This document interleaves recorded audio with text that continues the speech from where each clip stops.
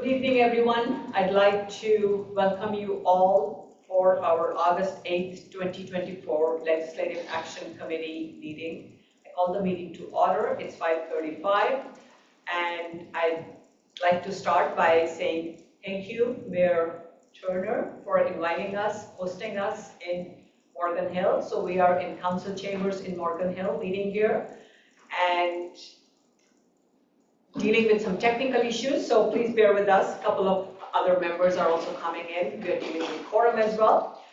And let's get started with roll call, shall we? Ann Bybee, J.R. Fruin, Pete Daly, Stanley Mock, Present. Rob Moore, Here.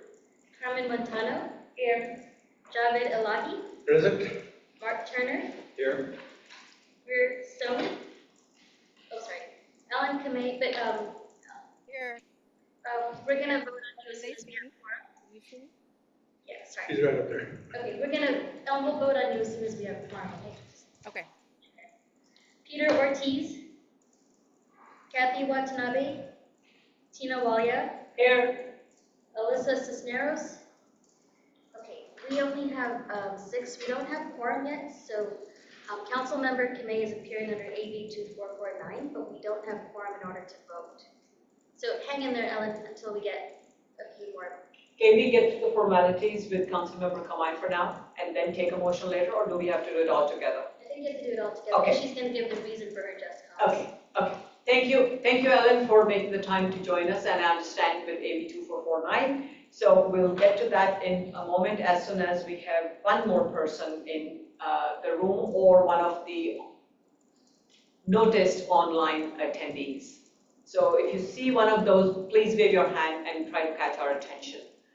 And with that, I'm going to get started. And the first thing I'd like to say is I want to thank Shally and Lisa Fleiber, our president, because the Cities Association website now has been updated and it includes all the position letters that we have been working on since the beginning of this calendar year.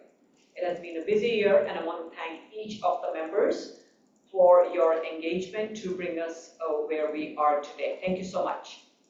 June meeting, we had a focus on climate and sustainability. It's one of our priority areas. And we had guest speakers from Silicon Valley Clean Energy. We had the CEO, Monica Padilla, and Bena Chang, who's the Director of Government and Legislative Affairs there. Unfortunately, we did not have quorum in the June meeting, so we were unable to vote on the bills that we discussed that day. Today is going to be a busy schedule. We have 2 guest speakers. I would like to mention that there will be no Legislative Action Committee meeting in September because there is no time for a robust advocacy effort by us after tonight based on the legislative schedule. And I'm going to pause right now. I see San Jose remote location is online. So let's go back to finishing our roll call, shall we? J.R. Fruin, Here. Peter Ortiz, Kathy Watanabe.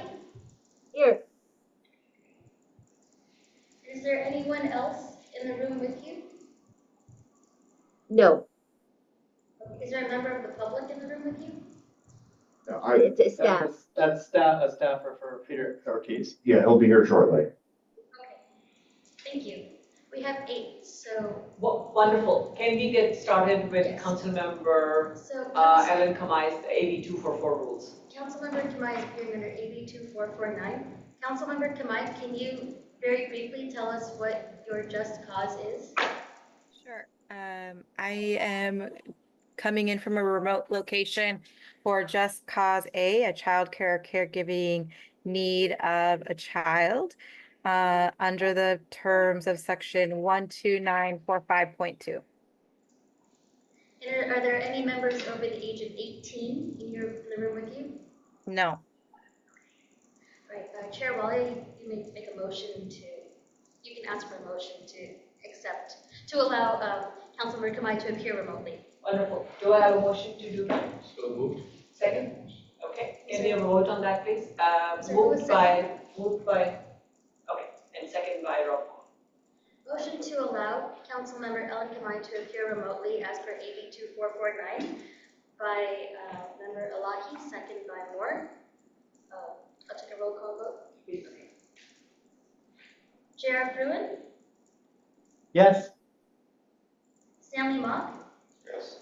Rob Moore, Yes. Carmen Montano, Yes. Javed Alagi, Yes. Mark Turner, Yes. Kathy Watanabe, Yes. Tina Walia. Yes. Excellent, motion passes. Okay, thank you. Okay, with that, let's get started. Where was I? Okay, so August 31st is the date that the legislative session ends, and September 30th is the last day for the governor to sign the bills. And therefore, after tonight's meeting, we won't have the time really to make any meaningful advocacy efforts. And I would like to go through as many bills as we possibly can discuss tonight, and at the same time like to wrap up by 6:45 p.m. And I appreciate everyone's engagement and understanding on this. First on the agenda, we have 3 sets of meeting minutes to approve: April 11th, May 9th, and June 13th. I would like to do one motion so we don't spend too much time. Are there any changes that anyone is suggesting? Please say so. If not, I would like to entertain a motion. Is there a motion to approve all three? Move to approve all three. Moved by Moore. Second? Second. Second by Turner. Can we have a roll call vote for all three, please? Sure. Motion to approve the consent agenda as presented by Councilmember Moore, second by Mayor Turner. I'm going to call you by cities. Cupertino, Yes. Los Altos Hills, Yes. Los Gatos, Yes. Milpitas, Yes. Montesino, Yes. Morgan Hill, Yes. Mountain View, Yes. Santa Clara, Yes. Saratoga. Aye. Motion passes unanimously. Thank you. Okay, now much awaited. We are lucky to have our guest speaker tonight, Assemblymember Gail Pellerin, Assembly District 28. And what beautiful timing that we are in Morgan Hill today, meeting here, and we have Assemblymember Pellerin who represents this district. She was elected to the California State Assembly in November of 2022 to represent the 28th Assembly District. Assemblymember Pellerin served as the Chief Elections Official in Santa Cruz County from 1993 until her retirement in December 2020. She served as President of the California Association of Clerks and Election Officials from 2010 to 2012, and as co-chair of the Secretary of State's Voting Accessibility Advisory Committee. Assemblymember Pellerin has a bachelor's degree in journalism from Cal Poly, San Luis Obispo. And before her experience in public service, Gail worked as a campaign assistant to political campaigns, a newspaper reporter, and photographer, and a community college instructor. Wow, that's a lot of experience. I'm honored to thank you on behalf of the LAC committee and welcome. The floor is yours. Thank you so much. I'm so sorry I can't be there in person. You're in one of the cities in my assembly district. I love Morgan Hill, and hello, Mayor Turner. Good to see you. And good to see all of you there today. I was in Sacramento this morning and just got back into Santa Cruz and have a busy schedule until I go back to Sacramento on Sunday. So you got a little bit of my bio. Yes, I was the chief elections official in Santa Cruz County for 27.5 years. In Santa Cruz, it is an elected position. And so I was elected to that 4 times. I was the elections manager, then county clerk. And but before that, I actually did get a start in Sacramento. I worked for the Speaker's Office of Majority Services when Willie Brown was speaker. And that capacity, I worked on all the committee bills going through the floor, and the budget. So my decision to run for state assembly was really motivated by the fact that we had never elected a woman from Santa Cruz County to any office higher than countywide. So we set out to change that. And in the course of trying to recruit people, a woman to run for this seat, it kept coming back to, why don't you do it? And then when Mark Stone decided not to run for his last term, I took out papers, and thank you to the support I got in this district, I was elected in November of 2022. So we shattered a glass ceiling here in Santa Cruz. And so yeah, this is my first term as an assembly member, and I'm very jealous of those members who served in lucrative budget years. That has not been my case in the last 2 years. In fact, the day I started this position, we were in the middle of a disaster with those atmospheric rivers. And I know my coworker in the room, Rob Moore, and I both went to Cal Poly, where the motto is learn by doing. And that's exactly what we did when I started in this position, was hit the ground running, learning how to connect with the Office of Emergency Services, the governor's office, FEMA, to make sure we've got the state declaration of disaster and a federal declaration to get those much needed resources to this region. So myself and the delegation in Santa Cruz County worked very hard to ensure that we got those resources. But yeah, it's been a tough budget year. I'm sure you're all experiencing it as well. A really rough start. We ended up with a $46.8 billion deficit. And one thing that the Assembly really pushed to do was to make sure that we did not balance the budget on the backs of our most vulnerable. We really took into account that if we were going to make a cut, we did not want to send an individual or a family further into crisis. So we also enacted some across the board cuts as well. And, we're in the last month of session, as you heard. We just came off of a month where we were working in the district. People call it a break, but it really was not a break. It was when we're able to be in the district and work in the district, or to take trips. I was able to take a trip with CFE, which is the California Foundation for the Environment and the Economy. And we went on a recycling tour where we got to see different kinds of recycling centers in Denver, Colorado, Boulder, Colorado, Albuquerque, and Santa Fe, New Mexico. And really a great learning experience. I came back really charged and excited about doing some policy work in the area of recycling. And there's just so much more we need to be doing. I saw some incredible, fantastic things with textile recycling, household hazardous waste recycling, and taking plastics and turning into railroad ties. So just really exciting work that's being done. And it's really important for us as state legislators to go to other states to learn and see how they are doing things as well. And we've got a number of bills that we're trying to put through to the governor. And I've got three of them, well, several of them, but three that I'm going to talk about tonight are in Senate appropriations on what's called the suspense file. So we will learn next week whether those bills get passed out. They're going to be considered because they're bills that have a price tag on them, and there's going to be an evaluation of how much money we can actually spend at this time after passing the budget. So one big bill I have is I'm the chair of the Assembly Elections Committee, which makes a lot of sense with my 27.5 years serving as a chief elections official. And I have a bill, AB 2839, that would prohibit the distribution of material that is AI generated, and then with the content with the intent to mislead voters about elections or candidates or the voting equipment. So this bill would ban that kind of advertising, robocalls, 120 days before an election and 60 days after.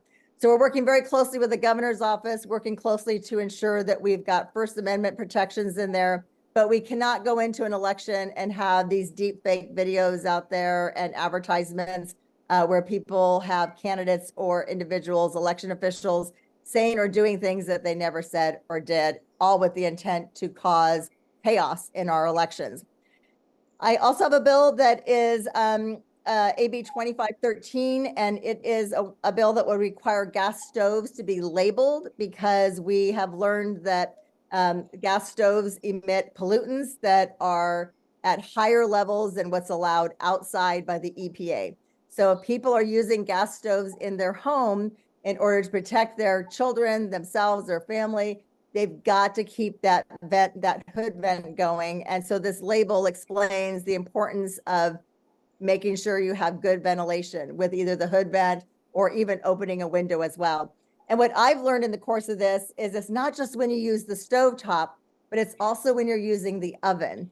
And it's really critically important. And so I just learned that in the course of doing this bill. So I'm using my hood vent all the time. And that bill is on Senate third reading. So hopefully that will get to the governor very soon.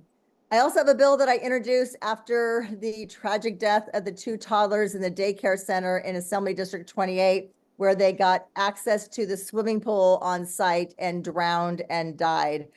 So AB 2866 would introduce safety standards for these home daycares with pools that would require a fence and a secondary security, either a pool cover or alarm, and then require daily logging that those safety measures are in place.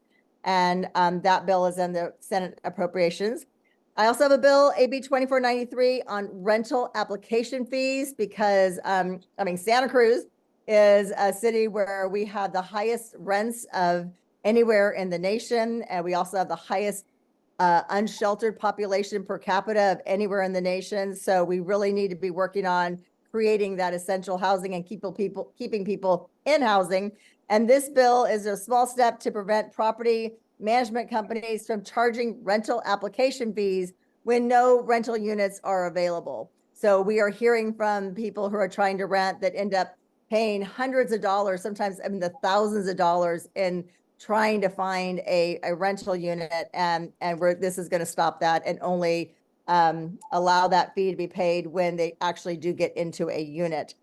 And then I've got a bill, AB 3035, that will expand on a bill that our Assembly Speaker Robert Rivas did a few years ago, that's going to increase the availability of farm worker housing development. It's a pilot project right now that will impact Santa Clara County and Santa Cruz County in an effort to address the housing shortage. So that bill is also in the Senate Appropriations Committee.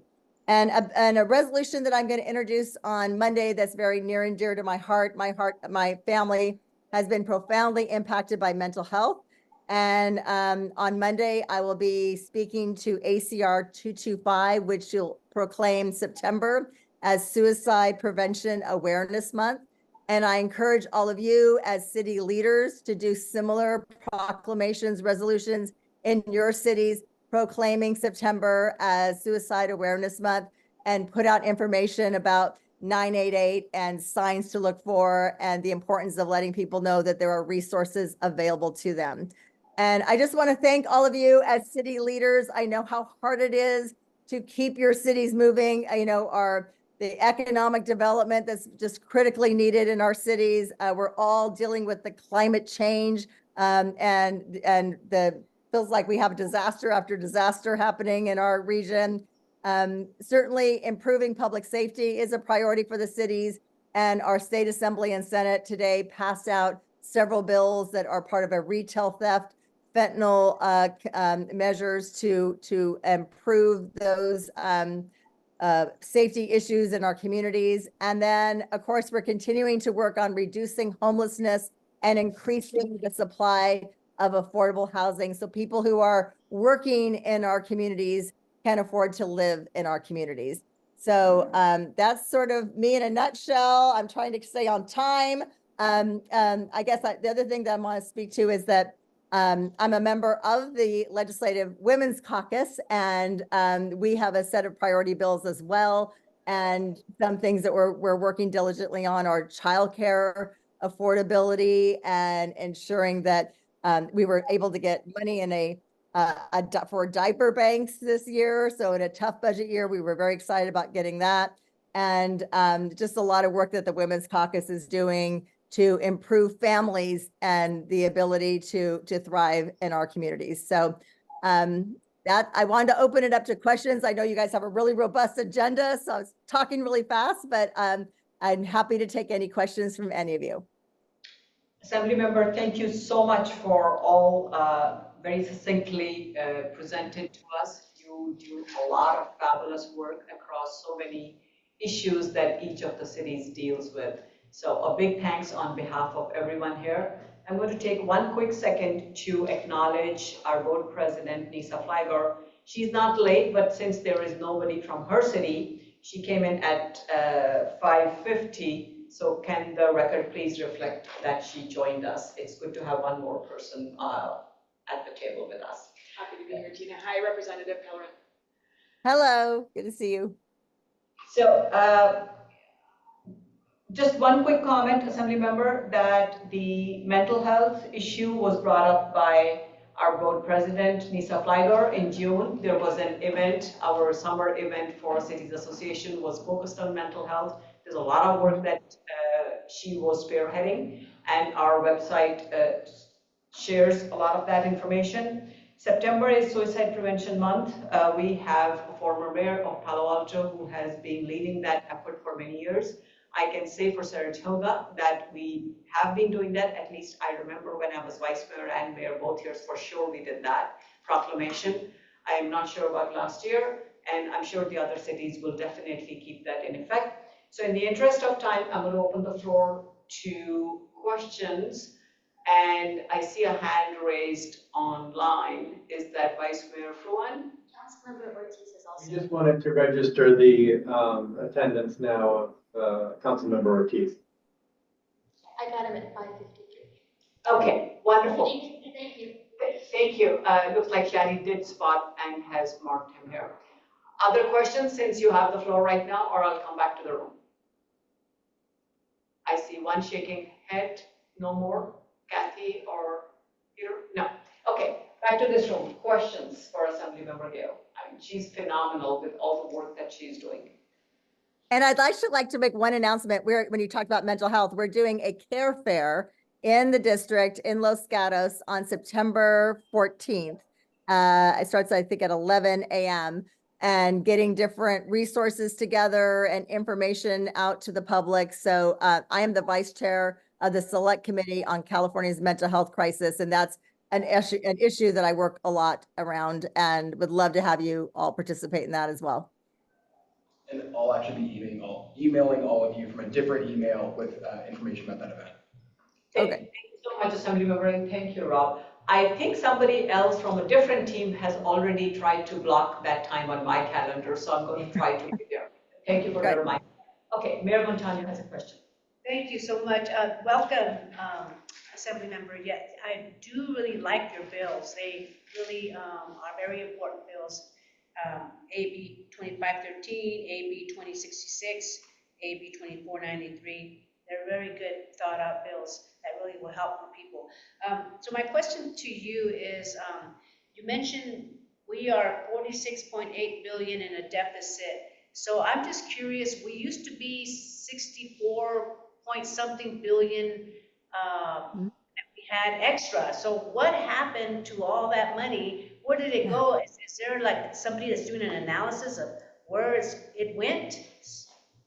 Well, a couple of things happened. We had the end of COVID federal assistance. Inflation went up. The stock market declined.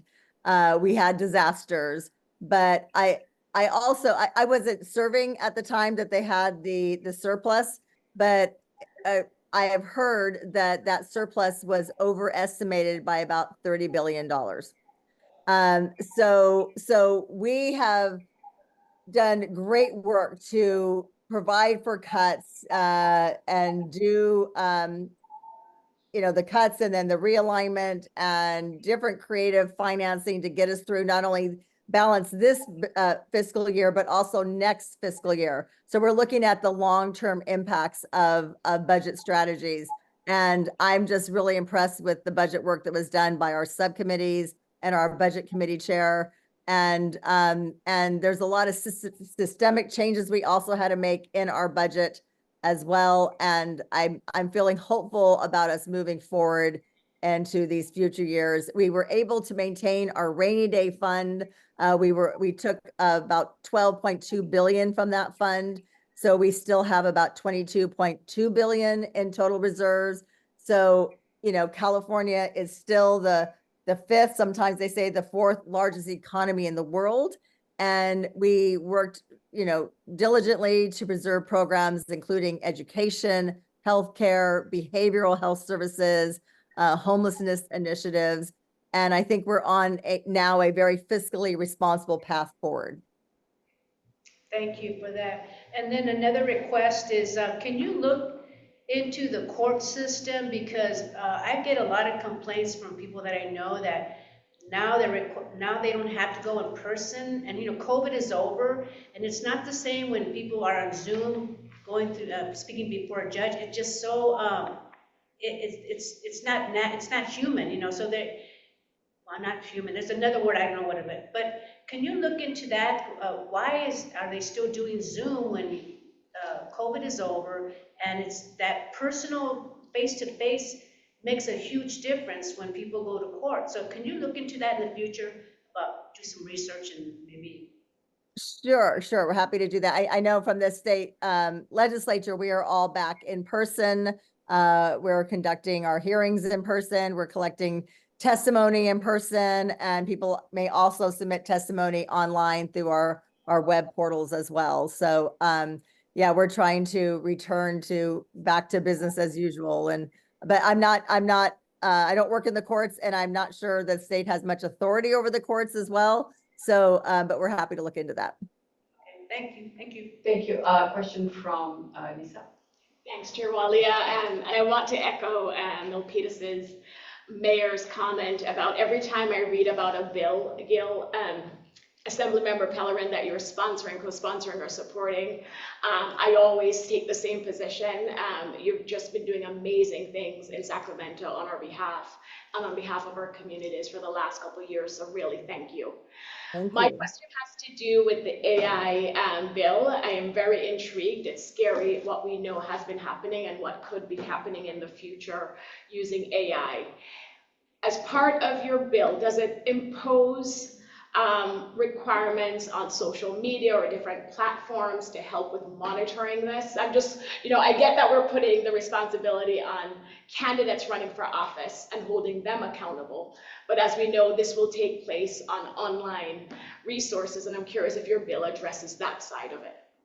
So there's actually a package of bills that were introduced. Mine deals with print advertising, robocalls, and television. But the online is actually in a Berman bill. And so we have a 3-bill package, myself, Assemblymember Berman, and Senator Padilla. And it was a package put together by CITED, which is the California Initiative on Technology and Democracy. So each of us have a piece of that. I think out of the 3 bills, my bill is probably most reasonable and most likely to get signed into law at this point. I think it's super important that we're putting these regulations and guardrails around AI because there's a lot of unknown issues around this. So I'm hopeful that my bill will continue to move forward, but it gets very, very complicated when you start working in the social media space. Got it. Thank you. Thank you, Assemblymember. And we have a fact sheet on AB 2839. And Mayor Montano and Councilmember Flagler, I completely agree with you. There's a lot of phenomenal work that has been done and is being done by Assemblymember Pellerin here. So bills that are not on tonight's agenda, council members from each city, you can send your individual position letters. As I said earlier, this is the last LAC meeting where we can be effective in sending any position letter. One last question, and in the interest of time, we'll move forward. Yeah, I'll make it quick. But very nice seeing you, Assemblymember Gail Pellerin. Is these AI bills, is there a quick reflection, quick way of bringing this to somebody's attention, saying, hey, this is going on? Especially like in an election year, you're talking about 90 days or 60 days. By the time somebody processes it, it's too late. Is there some way of bringing it into a quick expedited procedure where things can be looked at, shut off, and sanctions imposed. Yeah, and whenever you're working with election laws, they have priority in the courts, so it's usually just a matter of days that we can get some kind of injunctive relief. So that is in the bill as well, as far as a quick remedy when it's brought to the attention of someone who can then take it to court and have it addressed, and the person who's responsible for putting out that material will be held accountable. Thank you. Okay, we have Mayor Klein join in right now. JR has his hand raised. Hi, good to see you. Okay, I'll take one more and then I'm moving on after that. JR, please go ahead. Just a quick question on what the operative date of this legislation would be if it's signed into law, because it doesn't appear to have any urgency provision attached to it. So Right. would this impact the 2024 election? So we are currently amending the bill to deal with some issues the governor raised as well, and we're adding in an urgency. Okay, all right, very good. Great questions, both of you. The last two questions, especially in terms of timeliness. All great questions. Okay, thank you so much, Assemblymember Pellerin. We could spend Thank an hour. That Have would a be. good rest of your meeting. Thank you. Thank you so much. Deeply appreciate you taking the time from your busy schedule. Thank you. Okay, with that, Bye. we are going to move forward. We already, Mayor Klein has joined us, and thank you for the heads up that you had another appointment. We are moving to item number 3, which is going to be an update regarding legislative status of the bills that this body has previously considered. And you're going to get that presentation from Carly Shelby, Senior Associate at Townsend Public Affairs. I'm going to stop for a second because the next item is again by Carly. So let me introduce who she is.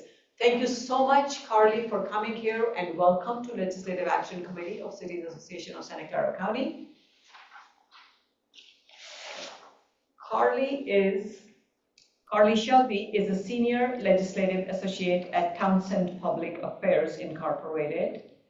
The organization is a full-service lobbying and grant writing firm, both in California and Washington, D.C., and the firm specializes in representing local agencies. Carly is based in their state capital office in Sacramento and has extensive experience in policy analysis and creation, establishing creative advocacy strategies through the legislative and budget processes, and working with clients to articulate priorities to form into advocacy solutions. Carly provides local government clients with the tools needed to achieve legislative and funding goals. This includes policy expertise and analysis, updates on upcoming policy trends, and state budget discretionary revenues, and consistent advocacy through verbal and written correspondence with legislature. Prior to joining TPA, Carly worked for the League of California Cities, our very own Cal Cities, in the organization's legislative unit. And in her time there, Carly developed a fundamental understanding of legislative trends impacting local governments and worked with cities throughout the state to form coalitions, cultivate information sharing practices, and engage the legislature to further the collective local government agenda. Carly has state legislative experience in areas such as housing, land use, homelessness, governance and transparency, water, solid waste and recycling, revenue and taxation, community services, pension reform, and budget. She has strong relationships with legislative committee staff, members of the legislature, and local governments. So I hope you understand now why I decided, rather than me giving an update, we can have her help us with 2 things, give us an update on the bills that we have taken positions on, and then the next item will be a discussion of artificial intelligence bills from her. So Carly, the floor is yours. Again, thank you so much for joining us via Zoom. I know you're very busy in Sacramento attending the sessions as the legislature opened back after the summer break this Monday, August 5th. Yeah, thank you so much. Good evening, everyone. If it's all right with you, does it help for me to share my screen so you guys can see my presentation? That'd be great. Perfect. All right. Let's see. Can you guys see that? Does that look Okay. Perfect. All right. Well, good evening, everyone. Thank you so much for the introduction. As previously stated, our firm specializes in servicing local public agencies through Sacramento, DC, and through grant writing and funding advocacy through the federal and state budgets. So I'm here to provide an overview of the legislative session, including the bills that the association has taken positions on, along with an overview of some high-profile measures on artificial intelligence measures. So getting into the bills that your association currently has positions on, starting with housing and land use, we have Assembly Bill 1820 by Assembly Member Schiavo. This bill requires local governments to disclose fees and exactions prior to the development process. This can be onerous and sometimes legally binding. The association has taken an opposed position, and this measure is currently awaiting consideration from the Appropriations Committee, which will happen next week. AB 1886 by Assemblymember Alvarez has to do with the builder's remedy, and changes the self-certification process that some local agencies have utilized when disagreements arise with HCD, and there is kind of that stalled place between the housing element compliance process and HCD action. The association has taken an opposed position, and this measure is also currently awaiting consideration from the Appropriations Committee. And then finally, we have Senate Bill 1037 by Senator Weiner. This bill allows the Attorney General to seek between $10,000 to $50,000 in civil penalties per violation each month in legal actions against local governments for non-compliance with housing element law. The association has also taken an opposed position on this, and it is also awaiting consideration from the Appropriations Committee. Moving on to public safety legislation, this was a really hot topic this year. As you know, we have a ballot initiative that will make various reforms to Prop 47. There were a number of other proposals and strategies that the legislature attempted to employ to pull that measure off of the ballot. They were unsuccessful. So we do have a pretty robust legislative package related to curbing serial theft offenses. AB 1772 by Assemblymember Ramos would have required DOJ to report on the number of misdemeanor theft convictions over the course of the COVID pandemic to have additional data to support future legislative causes. We had a support position on this bill. However, the measure failed deadlines and will not be progressing this session. AB 1779 by Irwin deals with the consolidation of cases across multiple jurisdictions. So it allows for these cases to be consolidated for prosecution into a single case. The association has a support position, and actually this bill passed off of the Senate floor today and is heading to the governor's desk for signature. AB 1794 by Assemblymember McCarty authorizes counties to operate a Cal Fast Pass program, which is a program that originated in Yolo County to speed up shoplifting investigations by allowing retailers to submit information about suspected crimes directly to the DA's office rather than going through the police report filing process. It was pretty successful in Yolo County, so the goal is to authorize counties to expand that beyond this pilot program. The bill also allows for the aggregation of theft crimes for the purpose of charging a defendant with felony theft. The association has a support position, and this measure is pending consideration from the Appropriations Committee to assess its fiscal impact on the state. Carly, sorry for jumping in. You're speaking very clearly. Could you increase the size of the screen that you're sharing with us? Yeah, let me make sure that this is. We are also in unfamiliar room, so it could be the. Got it. Okay. See if you can. Can you turn some of these lights off? That might help. Let me make sure. Okay. That's better. Carly, that's better. Yeah. Yeah. I know it's it takes over my screen. full screen. Okay, hold on. I don't know what is that okay? Okay, hopefully that's a little clearer. I increased the size. Moving on to more public safety legislation. AB 2814 by Assemblymember Lowe would have established a new crime to curb package theft. The association has a support position. However, this bill did not progress this session and it will not be moving forward.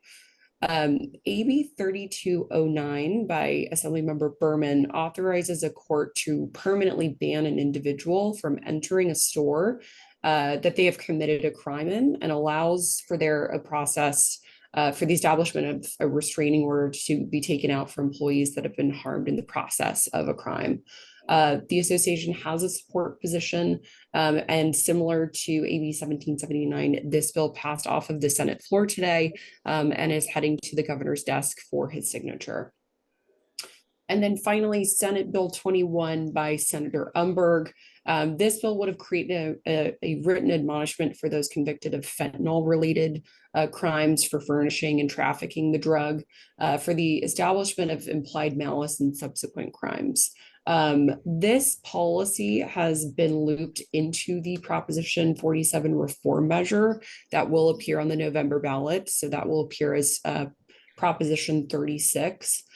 So this entire policy is looped into that citizen-led initiative. We have a support position on this bill. However, it does not appear that it will be moving forward. And it's my understanding that it's kind of how it's playing out with the ballot versus legislative process in this instance. And then on open meetings, Brown Act flexibilities, AB 817 was geared toward additional flexibilities for subsidiary bodies of local public agencies. So you have your ad hocs, you have your legislative committees, any body that is not the final decision-making body of the agency would have been allowed those types of meetings to have remote flexibilities under the Brown Act, so long as they adhere to noticing and other Brown Act requirements. This was a long and hard fought battle over the two-year session. We were really working hard with the local government chairs in both houses to move this forward. Ultimately, we couldn't get to an agreement. In this post-COVID world, a lot of people are going back in person. I think that there is a fear of too much Brown Act flexibility. However, we pushed hard. The measure was held and did not progress this year, but I think we will be trying something next year.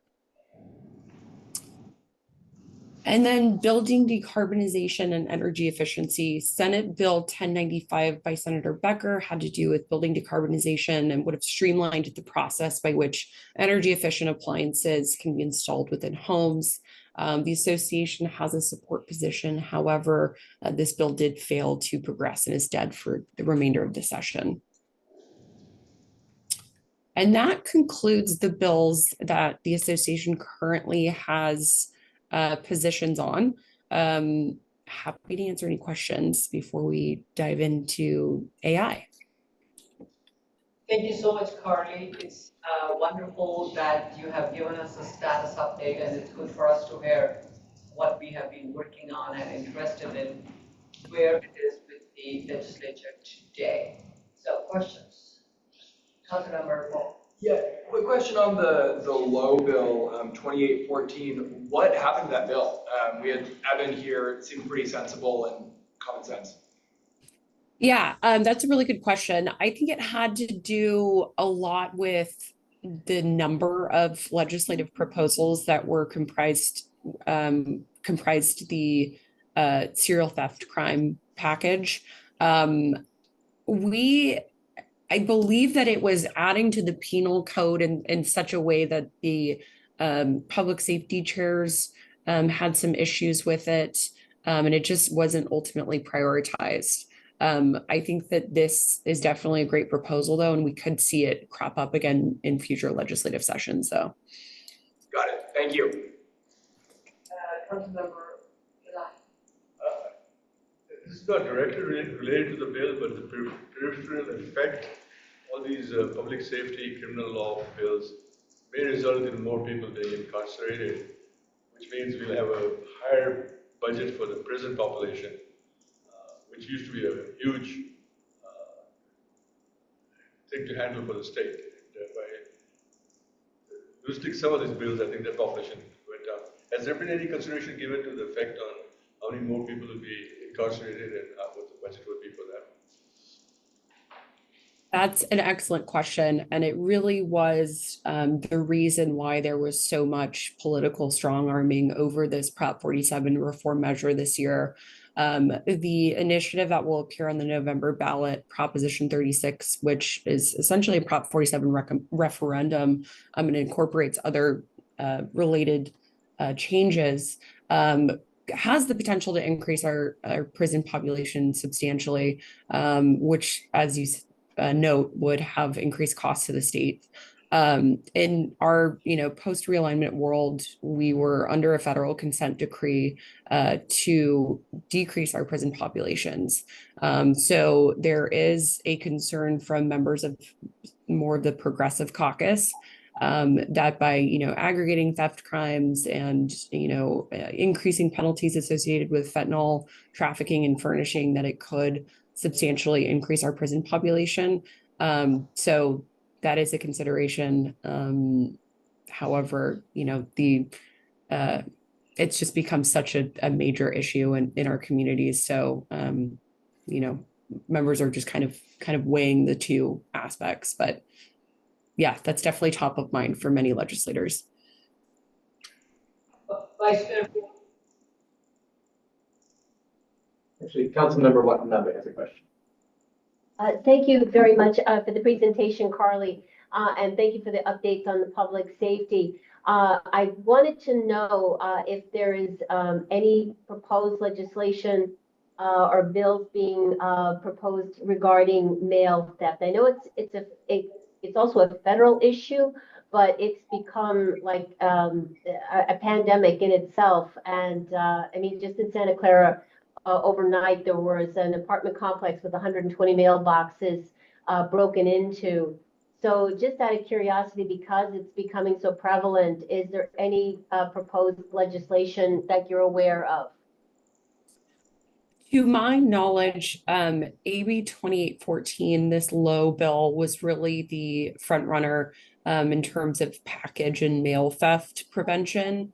I have not seen additional measures incorporated in the joint legislative package related to that specific issue. So that's not to say that it's not an issue that we can't address in future legislative sessions, but I think that the focus this year was really on organized retail theft and not so much the package and mail theft.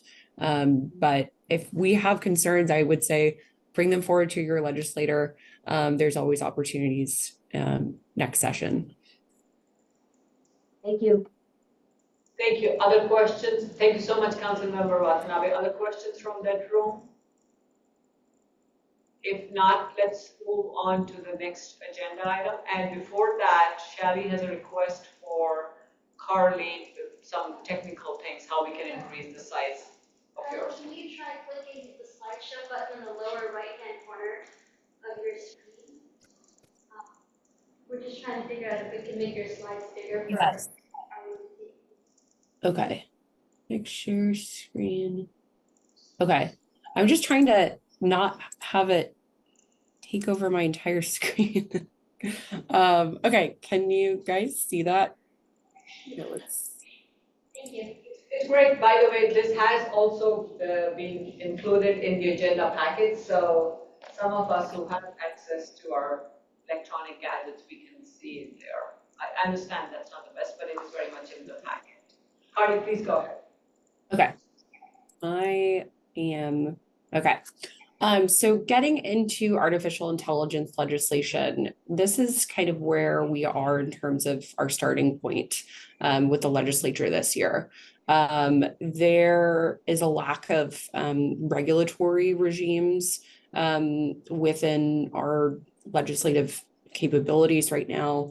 And there are concerns with a number of issues, including consumer protection, establishing those regulatory regimes, protecting against discrimination. Obviously, we have cybersecurity, the definitions of intellectual property, and then, of course, protecting against disinformation. And I'm so sorry. Okay, let me just make sure that I can see my screen. Okay. So as we look toward local impacts, a lot of the legislative proposals that have been introduced related to AI this year are not necessarily, they don't have the strongest local nexus. It's more about this baseline, which means that we don't really have an identified authority to regulate AI. And that's really what the legislature is trying to change this session and for future years. So from the local perspective, I wanted to quickly highlight some of the local impacts and also functions that AI can serve in our local communities. And this has to do with cybersecurity, cyber attacks, emergency response, streamlining, getting those messages out as quickly as possible. We have workforce development, smart city technology. This can be used for budgeting and financial management, environmental health, traffic and waste management, and so on and so forth. So as we set these new standards into law, I believe that the goal is in subsequent legislative sessions is to build upon this and really start to enact policies that allow for this and really bolster our local community capabilities. So I wanted to highlight just a few key measures. And Assemblymember Pellerin earlier highlighted one of her measures, which is very similar to this Berman bill here. Both are great and are moving through the process. But in terms of AI regulation, really setting that baseline, Senate Bill 1047 by Senator Wiener is probably the most high-profile AI bill this session. It has gotten press from Elon Musk, from the president. It is all over the news. And this bill seeks to establish that regulatory regime for AI technology and puts in place a kill switch and various protections against unauthorized access or the misuse of AI. So this bill is supported by a number of academic and research institutions, and it has a number of people in opposition and groups in opposition from mostly members of the business community and those that represent venture capital interests. It is currently pending consideration from the Appropriations Committee. It will be on the suspense file, and we envision this to be a pretty hot topic. The way in which this bill works is kind of hard to explain because I don't fully understand cloud compute and, integer total capabilities across these various platforms. But what I can say is that it would have that kill switch and protect against unauthorized or misuse of AI in the event that it happens. In terms of election information integrity, Assembly Bill 2655 by Assemblymember Berman establishes the Defending Democracy from Deepfake Deception Act of 2024. And this requires large online platforms to block and label the posting of deceptive or digitally modified content related to elections during the election period. So I believe there's a 60-day buffer before and after where this bill would be effective. This bill is supported by labor and local government groups, and it is opposed by business groups and the ACLU related to concerns against First Amendment protections. Similar to SB 1047, it is pending consideration from the Appropriations Committee to assess its fiscal impact on the state. Oh, sorry. And then moving on to public contracts and employer discrimination. There are a number of AI tools that streamline the process by which employers can automate things like candidate selection, benefits, medical support, and other processes that are regulated via tools called automated decision tools or ADTs. Senate Bill 892 by Senator Padilla requires the state to develop a procurement standard for the acquisition of ADTs, this AI technology for quickly sorting through candidates, patients, other individuals that have an impact on people and their lives in order to determine best practices. Supported by local governments like the city of Long Beach, city of San Jose, and others, and it actually does not have any opposition on file.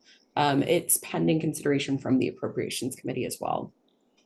And then Assembly Bill 2930 by Assemblymember Bauer Cahan regulates ADTs and requires transparency between candidates and their platform so that they know when an ADT is being used on them, and it would require an explanation for its use. So I'm a candidate applying to Google.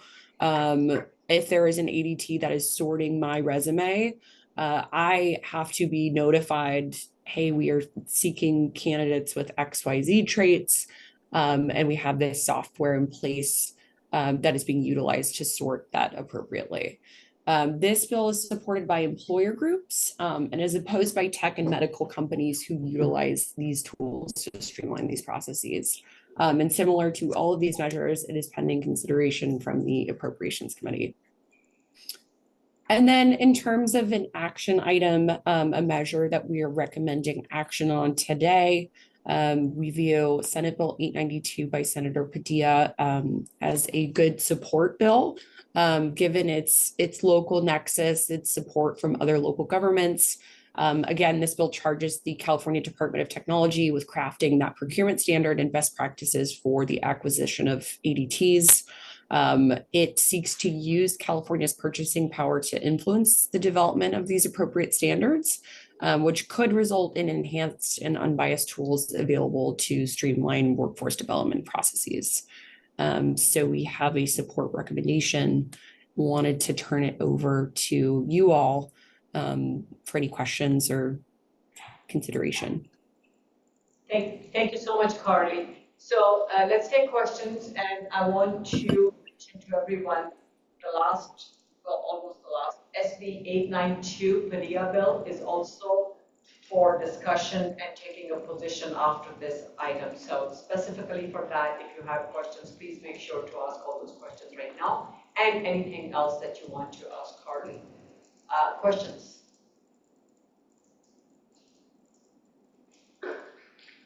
Questions online?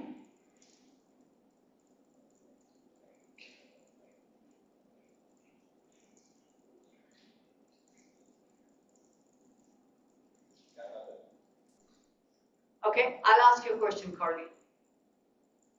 Why should my city, my small city, be interested in supporting SB 892 or opposing it? What's the impact? Yeah, that's a great question. I would not assume that your city employs the use of ADTs at present. I think that this is a good example of a bill that's a first step of many in establishing those best practice standards for the state that will then trickle down to local governments. I think that, you know, this bill is just a signal for good public policy and the city's alignment and knowledge of AI issues and legislation. So it's a first step of many in the right direction, and a signal to the legislature that we support policies like this that establish those best practices and have that additional oversight to deploy these pretty consequential technologies in a way that makes sense for your average community member. Thank you.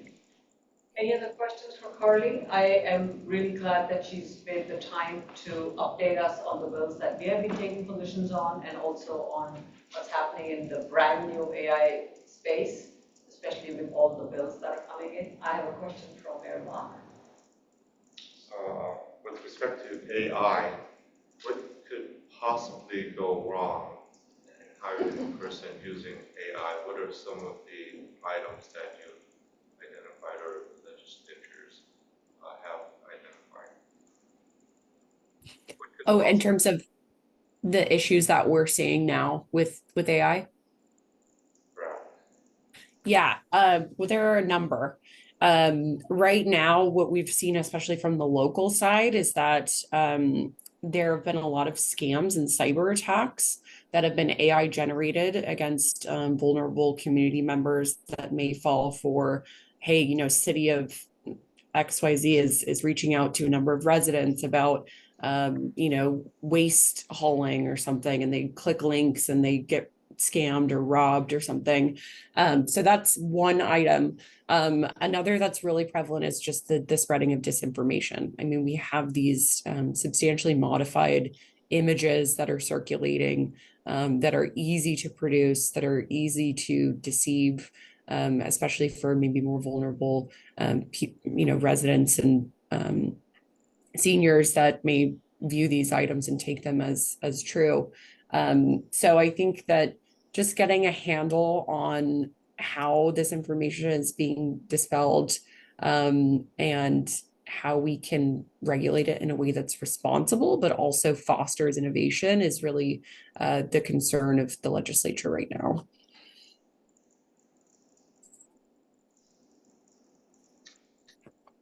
What sort of penalties should corporations or the people who originate AI, what sort of penalties could be imposed?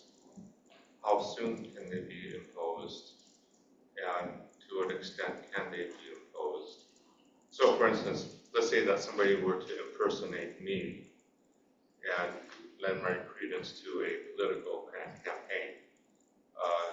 It's not me, but somebody else did it. What sort of penalties, what sort of mitigation technique can you use? Yeah, that's a really good question. And it's kind of a complicated answer right now. Of course, we have First Amendment free speech protections that are enjoyed by everyone within this country.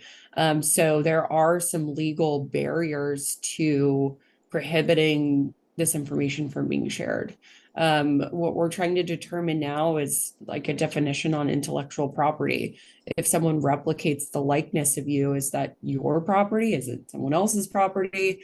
So that's a good question. In terms of penalties that are associated with these crimes, right now we do have, you know, criminal crimes associated with like defamation and things like that we kind of rely on. But there really is no regulatory and enforcement regime that exists within the state that would be responsible for, you know, bringing these potential criminals to justice in some of these more nuanced ways. Go ahead, please. If somebody were to spoof me as mayor of Los Altos Hills, saying an email came from me and it had some significant impact, what could I do? What can the laws do to protect me? Yeah. I think that right now, our existing criminal penalties would really rely on like defamation of character and I mean, I'm not an attorney, but I do think that, you know, we need to build upon that, especially with these falsely generated images that would spoof your likeness, and essentially defame your character as an elected official. So I don't have a clear answer for that in terms of how this legislation would impact that. But right now it's just really trying to establish the regulations in a way that makes sense, but also preserve free speech protections. Thank you, Carly. There's a question from the online contingent. Thank you all three there. So please go ahead. Hello, Councilmember Peter Ortiz here from the City of San Jose. Happy to share that the City of San Jose does support this bill. I just personally heard a lot of stories about how AI and ADTs have essentially discriminated against populations, especially as people are looking for jobs. You know, employers unfortunately unintentionally or intentionally discriminate against specific populations. I also wanted to ask Carly, does this include, I don't know if you've seen in San Francisco, they recently banned the usage of websites like RealPage that kind of use AI as a way to like increase the rent. I think it's a very similar ADT tool. Yes, yeah. Oh, That okay, we great. covered under this. So yeah, absolutely. I didn't even think about that element, but that's a really good nexus. Okay, I'm very happy to hear that. Thank you, Carly. Thank you so much, Councilmember Elahi. Yeah, I guess when we think about AI, we think the real threat is the Terminator coming at us. But the real threat is really all this misinformation that's going to be spread and the spamming that's going on. And I don't know if these I wish they could do it better. I don't know if they can really, by passing all these bills, will be able to be protected. I mean, if you look at Elon Musk, he's using Twitter now to mine data of anything that you put on Twitter, it's going to become part of his AI training. So they'll know more about it, and the threat isn't going to be somebody spooking Stan. It's going to be somebody pretending to be Stan saying, you better pay up or the city's coming after you. And I don't know what the answer is as to how you legislate around that. And a lot of it is probably going to come from the federal government, and some of it's from the state. I don't know if the cities have any role to play in passing any legislation around this. I'd appreciate your thoughts on it. I guess it's more of a comment than a question. Carly, if you want to, and I know Mayor Mark wants to respond, but in the interest of time, and with apologies to both President Fliger, we have item number 5, and really there are some other bills. I had sent an email earlier this morning based on Cal Cities reaching out to us. There's some things we need to take care of. So very quick response, Carly, and then we are moving on to item number 5. Yes, I hear you. It's the legislature is a very reactive, not very proactive body in some instances. So this is the first step, but yeah, I truly believe that AI will outpace our ability to regulate it. Thank you. Carly, thank you so much for all your time. You're welcome to stay with us as we go through the rest of the agenda, which is really taking positions on the bills. And I deeply appreciate you helping us with the support to move forward, resending the position letters that we have sent in the past. I would like to thank you on behalf of the Cities Association because we need all that help here. And thank you. You have been very, very supportive, very helpful. Thank you all. Have a great evening. Thank you. Thank you so much. Okay, moving on to item number 5. There are 3 bills here, and I'm going to add something else. I want to request Board President, who's also a Board President of CASCC. I sent an email, forwarded an email that CASCC sent yesterday with bills that are very similar, the hot bills that also align with the priorities for Cities Association for this year. And coincidentally, we have already sent position letters on. So I think it will be in everybody's interest if I can request Lisa to touch upon those. And pardon my, I'm just being, it's faster for me to say the first names. I apologize. Oh, I don't mind at all. Okay. Tina, don't mind at all. And thank you for giving me a few extra minutes. I know your meeting has to start at 7, so I'm going to try my best. Okay, we have 3 bills here on the agenda. AB 2513, that is the gas ban by gas stoves and range, to put a warning label by Assembly Member Pellerin. She touched upon it. There is information in the packet. In the interest of time, if there is no urgent question, can we take a motion, a second, and vote on it? I move to support AB 2513. Wonderful. Do I have a second? Second. Okay. Who said first? I heard it here. Go ahead. Okay. Go ahead, Dave. Okay. First, second. Can we have a quick roll call vote on it? Okay, motion to support AB 2513 Pellerin by Moore, second by Klein. Cupertino?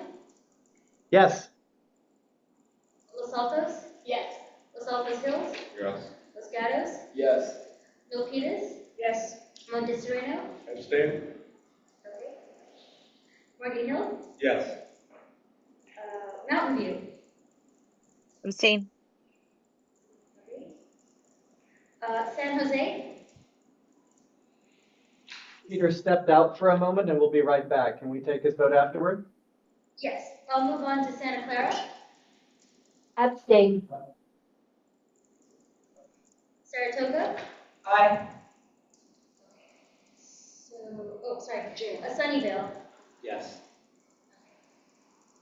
So that is, I'm sorry, did I miss anyone? JR Cupertino. We're just reading. Aye. 3 abstentions. Oh, San Jose, Councilmember Ortiz has returned. If you want to vote for. Oh, guy. say yes. Did you say yes? Is that a yes? Yes. Yes. Okay, so it looks like we have 9 yes and 3 3 abstentions. abstentions. Okay, thank you. Moving on to SB 1130, the Bradford bill. This is on the electricity fund. This is for family electric rate assistance. And this would allow households with less than 3 persons to enroll in the FARA low-income bill assistance program. It has been supported by Peninsula Clean Energy, Sonoma Clear Power, Marine Clean Energy, Green Mining Institute, and AARP, CASCC, etc. No opposition found. Does not mean doesn't exist. Any serious questions? If not, I would like to entertain a motion.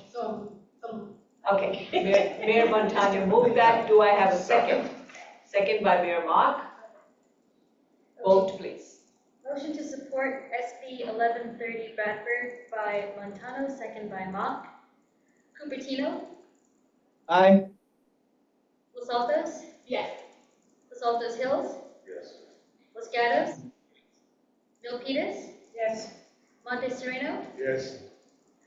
Morgan Hill, Yes. Mountain View, Yes. San Jose, Councilmember Ortiz will be back momentarily. Santa Clara, Abstain. okay, Saratoga, Aye. Sunnyvale, Aye. Yes, sir. San Jose. Yes. Oh, aye. Okay, motion passes with 11 ayes and 1 abstention. Thank you. Moving on to SB 892, the Padilla bill that was presented a few minutes ago by Carly. Any questions or a motion or?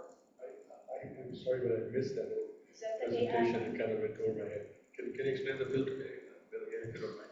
Quick explanation. No, I would have to look it up. I don't remember which one. If there is no interest, I think there are more pressing issues. If somebody can explain it, I won't be the best person to explain it. This was the one on automated AI technology. ADT. But Yeah. go into detail because there are different ones. Oh, yeah. So which one was Fadiga's? The public Yeah, it was contracts one. exactly. It was 1, 2, Public- 3. Public contracts one. Right. But what exactly does it do?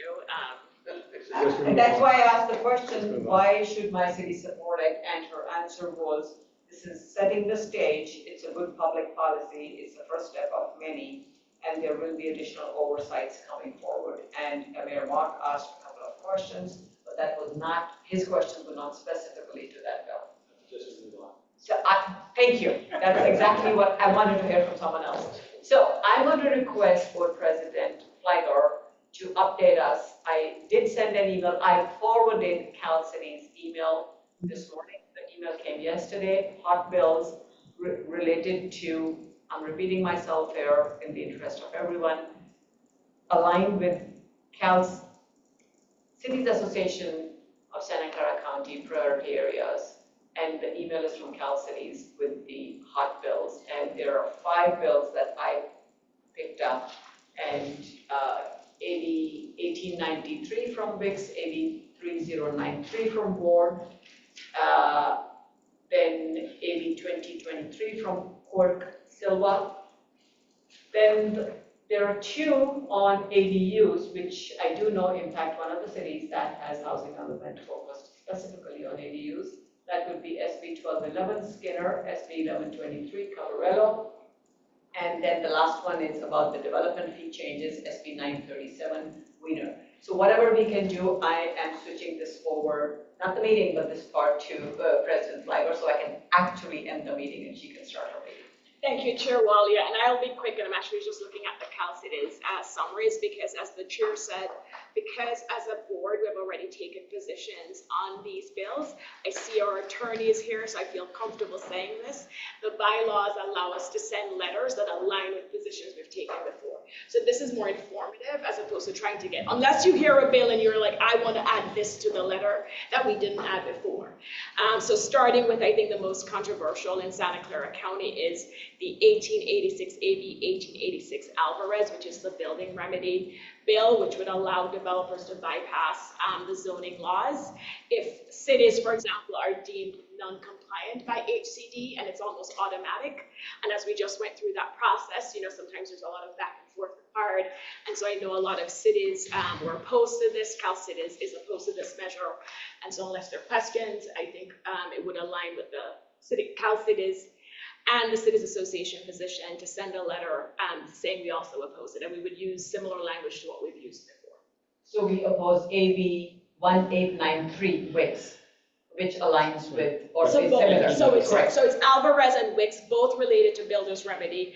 Alvarez is the one that fast tracks it as soon as HCD finds a problem, saying that we have failed to meet the requirements. And then Wicks is trying to do both things, actually. It's trying to place boundaries around builder's remedy, but also limit development density. So it's doing two different things. And we've already taken positions on this. So unless majority of the board wants to go the other direction, I think we can send letters very similar. Now is the time to do it. It's reinforcing our position as they're making these final calls. And then on the one quick question. Well, I thought our position on the Wicks bill was oppose it unless amended. so that's the CalCities position, and we did a carbon copy of their letter. Okay, Yeah. got it. So it'll be the same position. And then on going down to another Wiener bill, and I can't remember if we took a position on 937. I know CalCities did. We have not yet. Okay, that's what I thought. So because it's not noticed and we have not taken a position, the lawyer is here. I don't think we have the ability to take a position today, but I can tell you CalCities has taken a position on that, opposing it. And so we'll see where that bill ends up. If it aligns with the prior bill, we took a position on another bill. It may have been Sherwood bill, the development fees. If it aligns, and if there's any concern for SB 937 Wiener bill. Right. I think this may be so different. Okay. Because we need to have a discussion. I know city managers have looked at it. Okay, let's skip that. Right. Don't we just generally oppose all of them?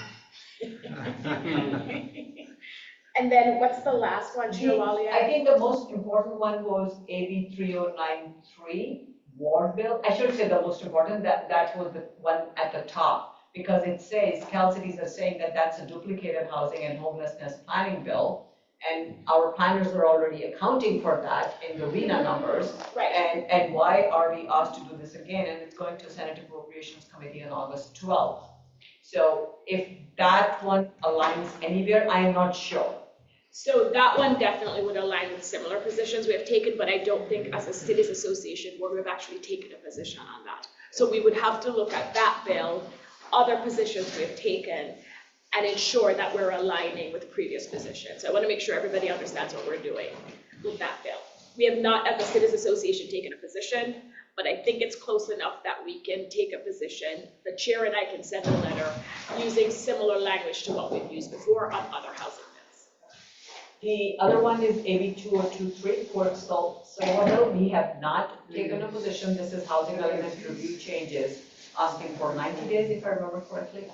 And that would be similar to what we have taken positions on? Yes. So AB 2023, this measure would make it more difficult for cities to challenge claims that its housing element is out of compliance.